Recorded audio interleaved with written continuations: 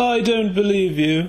Put that plonk down, you Jaffa, and I'm not, are just 3 of 8 catchphrases that will stay with the British television viewing public until they all die in a home. John Jardine is behind some of Britain's most memorable TV comedies and is back with a stage version of Lembit Opik the Movie, played by Leslie Phillips. Lembit Opik was just an ordinary Liberal Democrat politician trying to get a career in the media. He got engaged to a weather woman, but left her for one half of a music industry formula. Leslie Phillips is Lembit Opik. Hello. Leslie Phillips is Lembit Opik. Cheeky, cheeky. John Jardine. From sketches about pasta snack salads to a sitcom set in apartheid South Africa, you have had a long career in writing and producing comedy. What is the secret of your success? Golf. As a special treat, we are going to recreate a personal favourite scene from a sitcom I watched that was repeated when I was young.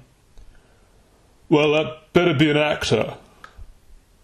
I'm sorry? I'm not aware of... I said you better have an actor for this to do this part. I'm not a clown. Well, James, could you play the part of Captain Humphreys? James said he doesn't want to do it. Well, that makes 2 of us. Why don't we want to recreate my favourite scene from Are You Being Permed? Just drop this, okay? You're here for an interview. We're going to do an interview about my career, okay? That's as far as it goes. You are known in the sitcom industry for having a ferocious temper. I'm not putting up with this. Get me out. No! The producer John Jardine stormed out of our studio in Oval. We were far from knowing what it was like being an award-winning sitcom producer. We decided to contact some of the toughest personalities in the business. We got through to Andrew Peters, who worked for Jardine in makeup and wardrobe. Well, I'm afraid there isn't anything pleasant I can recall about Mr. Jardine. He was an absolute beast. Storming around the set of 2.4 Children in his Puma King shirt and sovereign rings. It bears description. For someone who was a sitcom genius, he didn't have much of a sense of humour. Christ, he's not dead, is he? No, just old. He stormed out of our interview. Well, I say stormed out. He hobbled out and almost fell down the stairs. That sounds like Mr. Jardine. I wish he had fallen down the stairs, to be honest. I'm sorry. That's all I have to say about the man. I'm sorry I can't be much help to you. Andrew Peters put us in contact with a director who worked with Jardine on the sitcom Where the Hell Is My Stave, a sitcom about an accident-prone composer who tried to become a chef. I didn't have a problem with the man. Probably down to golf. He does have a reputation of something of a hothead. People thought that Mr. Andrew Sachs' treatment by multi-billionaires Russell Ross and Jonathan Ross were awful. He made a pilot with Andrew Sachs, not the multi-billionaires, John Jardine. There was a scene in Sachs' Mummy's Boy character was bit by his only friend, a hamster called Jeffrey. That sounds hilarious. However, I have seen the rushes. Is it true, on air, that John Jardine set a live snake on Andrew Sachs? I've only just seen that footage. I could barely finish my go-ahead bake bar. We got a phone number of David Maid.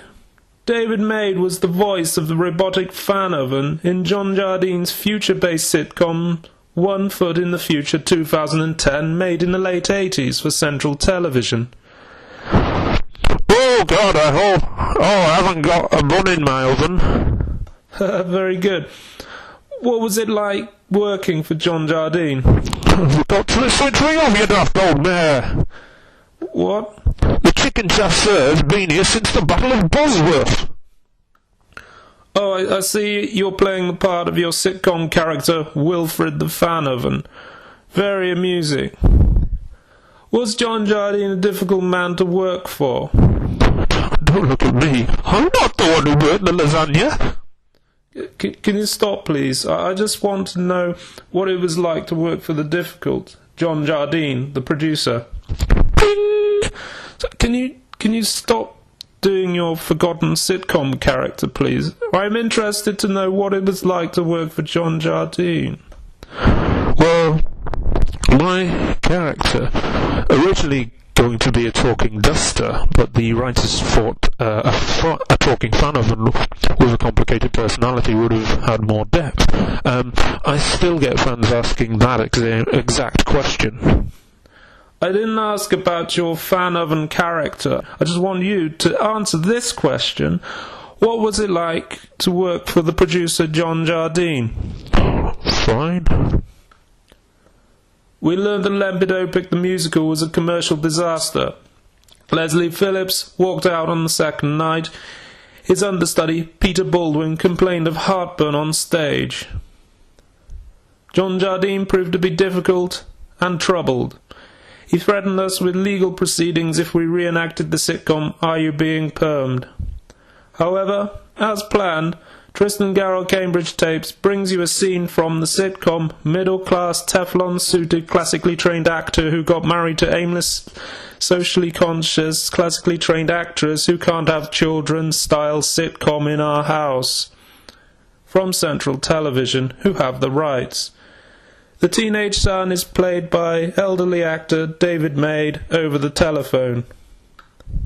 The sitcom rights are now owned by ITV4. Esther, where's the iron gone? Sorry, darling. The iron! Where is it? It's over there, darling. What, over here? No, over there.